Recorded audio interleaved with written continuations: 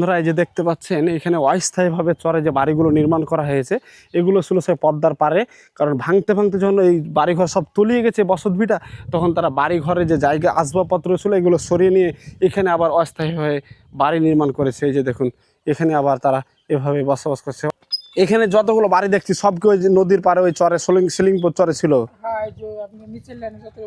সব সিলিংপুরে ছিল। মানে ও ভাঙতে ভাঙতে যখন তখন সরিয়ে নিয়ে এখানে চলে আসছেন। 1 কিলো না হইলেও কিছু কম হবে, কিছু কম হবে। আবার এবার তো মনে হয় আর কি সরা লাগবে আর কি। এখান থেকে আবার সরতে হবে কেমনে? নদী তো অনেক দূরে আছে। অনেক দূরে না, আর বছর তো আপনার ইয়ের থেকে অনেক দূরে ছিল, এর থেকে দূরে ছিল, ঘর বাড়ি। কারণ ভালোভাবে ঘর তৈরি করে তো কোনো শান্তি নেই, যে কোনো সময় আবার তলিয়ে যেতে পারে। কারণ অস্থায়ীভাবে এখানে আছেন।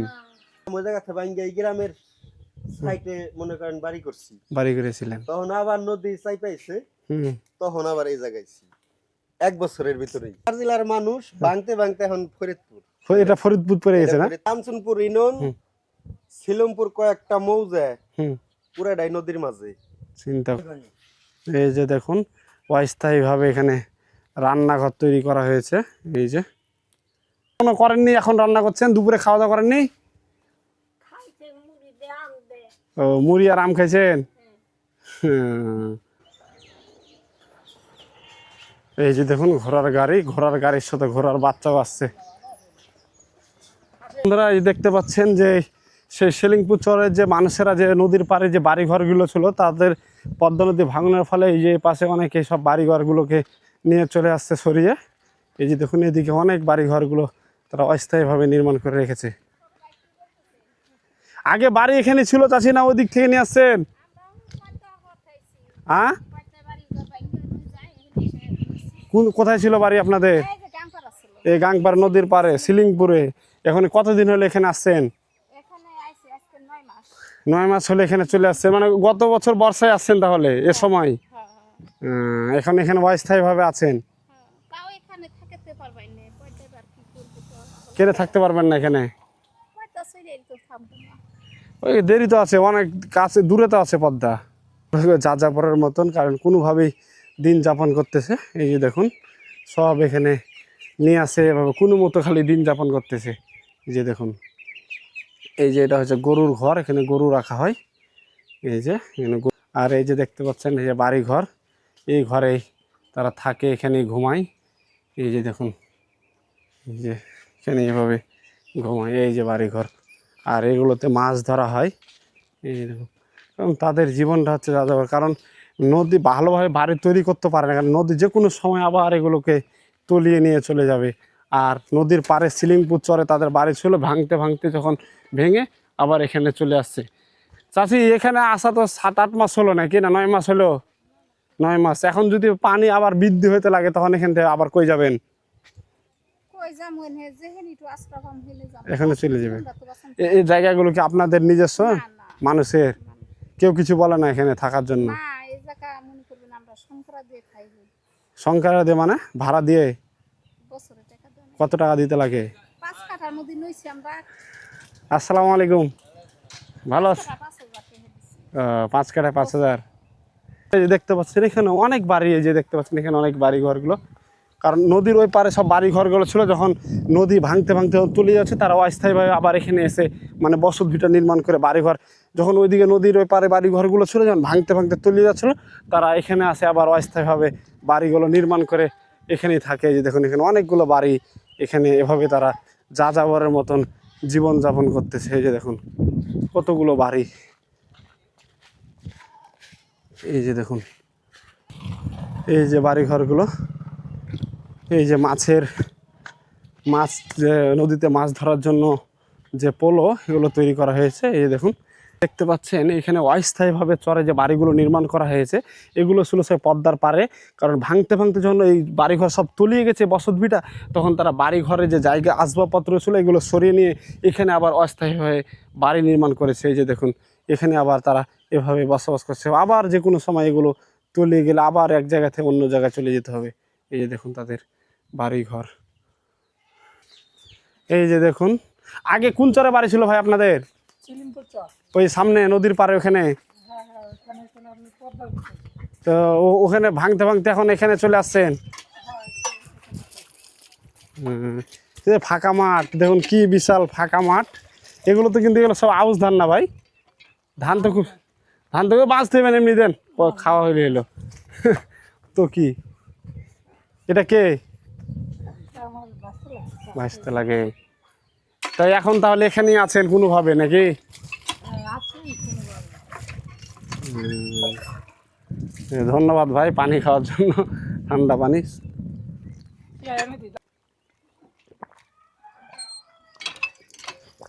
যতগুলো বাড়ি দেখছি সব কি ওই যে নদীর পারে ওই চরে সিলিংপুর চরে ছিল? হ্যাঁ, এই যে আপনি নিচের লাইনে যত বাড়ি আছে না, সব সিলিংপুরে ছিল, সব মানে ও ভাঙতে ভাঙতে যখন এসে তখন সরিয়ে নিয়ে এখানে চলে আসছেন। আপনার যে তাও আগে আগে থেকে আপনার যে 1 কিলোমিটার প্লাস ছড়া হয়েছে, হ্যাঁ। আর বছর তো প্রায় 1 কিলোমিটারের মতো বাড়ছে।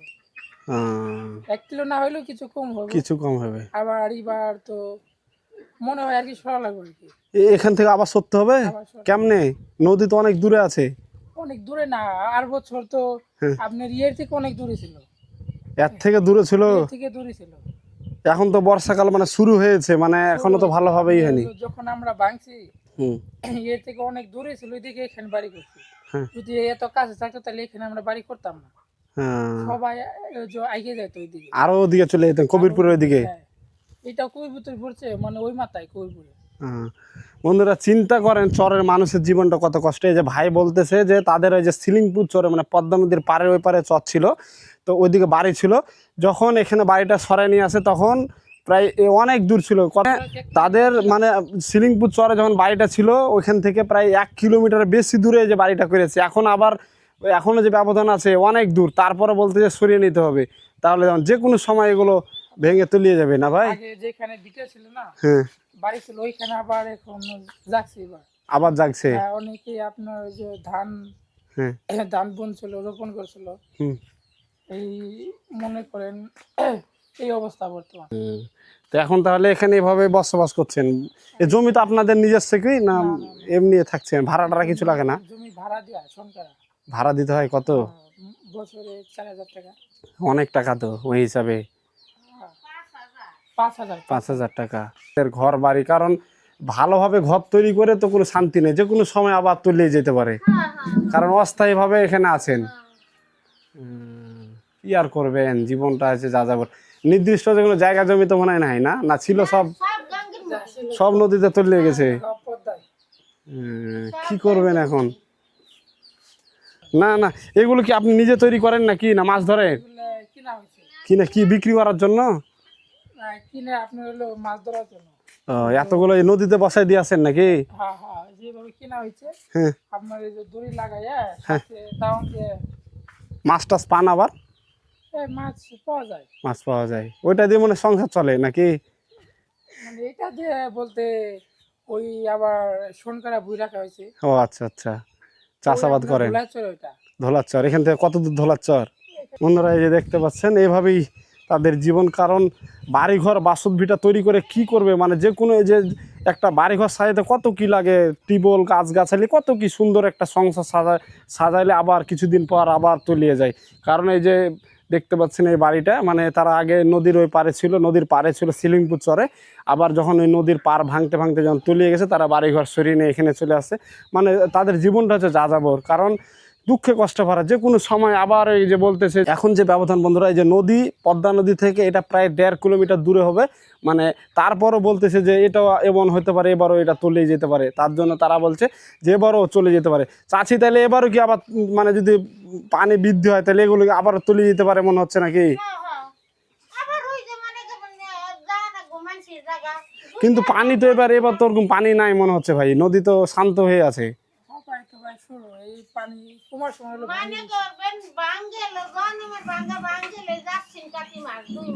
আশ্বিন আর কার্তিক মাসে। না না সময় না, চলে যাবো। আশ্বিন কার্তিক মাসে বেশি ভাঙে, এটা তো আষাঢ় চলতেছে, কিচ্ছু করার নাই। সরকার যদি ব্যবস্থা,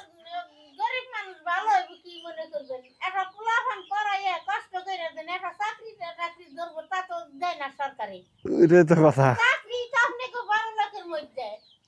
চাকরি আমরা বড় লোক নাই চাচি, আপনাদের মতোই আমি, আমারও গ্রামের বাড়ি ঠাকুরগাঁও। হ্যাঁ, আমি আপনাদের মতো, আপনার ছেলের মতোই আমি। এই যে দেখুন চরের জীবন, বাড়িঘর বসত ভিটা এভাবেই বিলীন হয়ে যাচ্ছে প্রতিনিয়ত।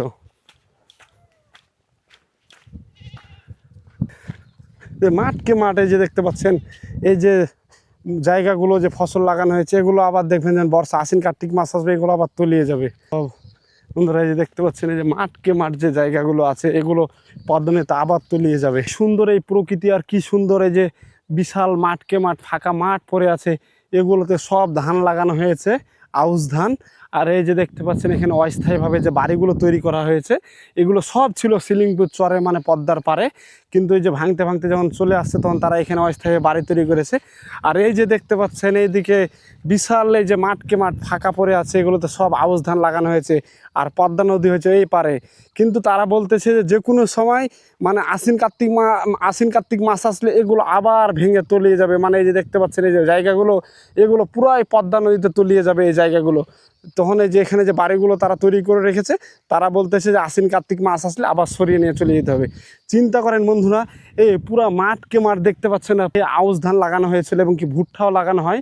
কিন্তু এই যে এখন আমি দাঁড়িয়ে আছি, এখন তো আষাঢ় মাস চলতেছে, এবং যে চাষিরা বলতেছে এখানে যে তারা অস্থায়ী বাড়িগুলো তৈরি করে রেখেছে, তারা বলতেছে যে এখন তো বর্ষাকাল শুরু হয়েছে, আর এখন তো আষাঢ় মাস চলতেছে, কিন্তু আশ্বিন কার্তিক মাস আসলে এই জায়গাগুলো আবার তলিয়ে যাবে।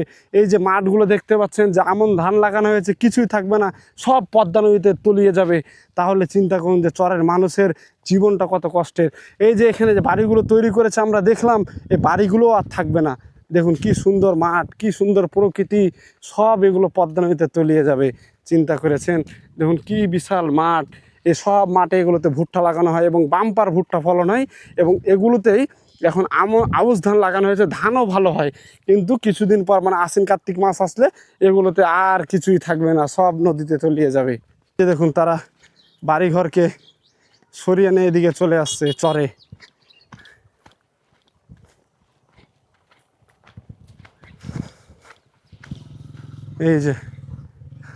এই যে দেখতে পাচ্ছেন, এই যে বাড়িগুলো, এগুলো সব ছিল পদ্মা নদীর ওই পারে সিলিংপুর চরে। এই যে দেখুন এখানে অস্থায়ীভাবে তারা বাড়িগুলো নির্মাণ করেছে। এবং কি এই যে আশ্বিন কার্তিক মাস, এখন তো আষাঢ় মাস চলতেছে, এবং আশ্বিন কার্তিক মাস আসলে এই বাড়িগুলো আবার তলিয়ে যাবে। এই দেখুন ঘোড়া খাবার খাচ্ছে। হাই রে জীবন। তো এখানে তাহলে একাই আপনারা থাকেন, না আরও কেউ আছে আপনাদের? একাই থাকেন। চাচা নাই? দুধ নিয়ে কোন কোন হাটে গেল বিক্রি করতে? ঝিটকা বাজারে গেল। এই মানে গরুই চাষ ই করে না, এখানে তো চাষাবাদ ভুট্টাও তো ভালো হয় না চাষি? কেমন আছেন? কোন চরে বাড়ি ছিল আপনাদের আগে? বাড়ি ছিল, প্রথম ছিল কাঞ্চনপুর, তারপরে সিলুমপুর। কাঞ্চনপুর কি আর ওইদিকে সিলিংপুর ওই পারে? কাঞ্চনপুর এখন নদীর মাঝখানে। মানে কাঞ্চনপুর থেকে ভাঙে সিলিংপুরে আসছিলেন, সিলিংপুর থেকে এখন এখানে আসছেন। এখন আছে হলো কবিরপুর, নরসিংদী ইউনিয়ন। এটা নর্থ ইউনিয়ন পড়ছে এটা? জি জি। কতদিন থেকে আসছেন এটা? 1 বছর। 1 বছর, মানে গতবার আসছেন এখানে তাহলে। হ্যাঁ। কিন্তু অনেকে তো বলতেছে যে যেমন সামনে আশ্বিন কার্তিক মাস আসলে আবার এগুলোতে পানি হয়ে যাবে নাকি? অবশ্যই বর্ষা হইলে আর গতবারের সমান বাংলে পর্যন্ত আসবো। ইন্নালিল্লাহ। তখন আবার কি করবেন, আবার কই যাবেন? তখন আবার আল্লাহ যেদিকে নেয়। এই রে বন্ধুরা, চিন্তা করেন যে চরের মানুষের জীবনটা কত কষ্টের। সাজানো সংসার, একটা মানুষের ভাই বলছে আগে সিলিংপুর চরের আগে কাঞ্চনপুরে চলে, মানে কাঞ্চনপুর চরে বাড়ি ছিল, মানে পদ্মা নদী এখন যেখানে আছে গহিনে, এখন গহিন হয়ে গেছে, মানে মিডিল পয়েন্ট হয়ে গেছে। তারপরে আসছে বাড়ি করলো সিলিংপুরে, সিলিংপুর থেকে আবার এখানে আসছে, আবার বলছে যে যদি গতবারের মতো ভাঙে এগুলো আবার বিলীন হয়ে যাবে। তাহলে চিন্তা করেন, তারপরেও ভাইয়ের মুখে অনেক হাসি খুশি। কি করবে, একটা সংসার এভাবে সাজানো গোছানো সংসার আবার চলে যাবে। এখন কি করবেন, বাড়ি ঘর তো তৈরিও করা যায় না ভালো করে। ভালো করে তৈরি করার মতো ব্যবস্থা নাই, ভাঙতে ভাঙতে শেষ। তাহলে এগুলো যে সব যতগুলো ফ্যামিলি আছে সবাই ওই সিলিংপুর ছিল, আপনার সরিয়ে নিয়ে এখানে চলে আসছেন। কি আর করবেন এখন, কি করেন তাহলে, চাষাবাদ না কি করে চলে? আমি করি নদীতে মাছের ব্যবসা। মাছ পান, নদীতে মাছ ধরেন? মাছ কিনে বিক্রি করি। ও কিনেন আবার বিক্রি করেন? মাছ ধরেন না? না, ধরে অনেক লোক আছে ধরে, ও, এরা ধরে আমি কিনে নিয়ে পাটিরে বিক্রি করি। পাটুরিয়া ঘাটে মানিকগঞ্জে ভাবে তাহলে আপনারা আছেন এখানে অস্থায়ী ভাবে? এই যে ওই যে বাড়ি, এই যে কেবল এক সপ্তাহ ধরে তো দেখতে ভাঙ্গাইছে। এই বাড়িগুলো? হ্যাঁ হ্যাঁ। হুম। এখন তো আবার তো ফের যদি ভাঙলে ফের তো যাইতে হবে। বাংলে যদি গতবার যা ভাঙছে অতটুক ভাঙ্গে তাহলে এই জায়গা আসবো। এই জায়গায় আসবে মানে তা তো আশা করা যায় এদিক ভাঙবে না আমার মনে হচ্ছে, কারণ অনেক ব্যবধান আছে না, অনেক দূর আছে ওইদিকে, এর থেকে বেশি দূর গতবার ভাঙছে। এর থেকে বেশি ভাঙছে ওইদিক। আপনার কাঞ্চনপুর ইউনিয়ন, সিলমপুর কয়েকটা মৌজা হুম, পুরাটাই নদীর মাঝে। চিন্তা করা যায়। আর কাঞ্চনপুর পুরা ইউনিয়ন 13টা মৌজার ভিতরে একটা মৌজা আছে কাঞ্চনপুর, কাঞ্চনপুর সবই নদীর ভিতরে। আর এবং কি জমিও গেছে, বাড়িও সবই শেষ। সব শেষ। আমরা ঢাকার জেলার মানুষ, ভাঙতে ভাঙতে এখন ফরিদপুর। এটা ফরিদপুর পড়ে গেছে না? ফরিদপুরে ফরিদপুর পড়ে গেছে এখন চলে এসেছে। এখন তাইলে এখানে এভাবে অস্থায়ী ভাবে আছেন? আছি তা ওরকম স্থায়ী না, আমাদের মনে করেন এই ওই যে বাইদরা নদীতে এই ঘাটে রান্ধে ওই ঘাটে খায়, আমাদের পরিস্থিতি বর্তমান তাই, বছর বছর করবেন? ভরা লাগে। লোক মনে করেন যে বহুত জায়গায় ছড়াই গড়াই চলে গেছে, হ্যাঁ, কেউ শহরে চলে গেছে, শহরে যায় নাই। যায় নাই। যেমন এই চরে ভাঙছে আর ফাঁকি চলে। না করবেন ধুমধুল। এটা মনে হয় বেশি দিন হয়নি আসা এখানে না ভাই? না, আমরা একসাথে আসছি। এই চাচারা না, ওই যে পাশে ওই বাড়ি। ওই যেগুলো সব পড়ে আছে মানে এখনো ঠিকঠাক করেনি, এক সপ্তাহ হলো। হ্যাঁ, হ্যাঁ, ওই সিলিংপুর থেকে আসছে। হ্যাঁ, হ্যাঁ। একবারে নদীর পাড়ে পড়ে গেছিল, হুম, এখন এই জায়গা চলে আসছে। হ্যাঁ, আমরা প্রথমে যে জায়গা ছিলাম ওই জায়গা থেকে ভাঙ্গে এই গ্রামের সাইডে মনে করেন বাড়ি করছি, বাড়ি করেছিলেন। তখন আবার নদী চাই পাইছে, হুম, তখন আবার এই জায়গায় ছি। 1 বছরের ভিতরেই খরচের তো ব্যাপার, অনেক খরচ খরচ আছে এটা বাড়ি তৈরি করতে তো তেমন- অনেক। তেমন কিছু নাই, তারপরেও দেখা যায় 30-40-50 হাজার টাকা। স্বাভাবিক লাগবেই, কারণ মাটি উঠানোর দরকার আছে, একটা টিউবওয়েল লাগবে, কত কি 30-40 হাজার টাকা, কয়টা টাকা মানে, কিন্তু লাগছে তো প্রতি বছরে যদি 30 আপনার বছরে যদি দেখা যায় 30,000 টাকা লাগে। না, এই যে এখন এখানে ধরেন 50-60 হাজার টাকা খরচ করেছেন, এটা ফের যদি ছেড়ে চলে সবই শেষ। এখন আমরা কোনো ভরসা নাই, এখন আমরা চিন্তা ভাবনা করতেছি হুম, যে সামনে বর্ষা, হ্যাঁ, গতবারের সমান ভাঙি আমরা এই জায়গা থাইর পাবো না, আবার আমাকে আরেক ব্যবস্থা করা লাগবে। এই যে দেখুন অস্থায়ীভাবে এখানে রান্নাঘর তৈরি করা হয়েছে, এই যে এভাবেই জীবনযাপন করতে হয়। ও, মুড়ি আর আম খাইছেন? হুম।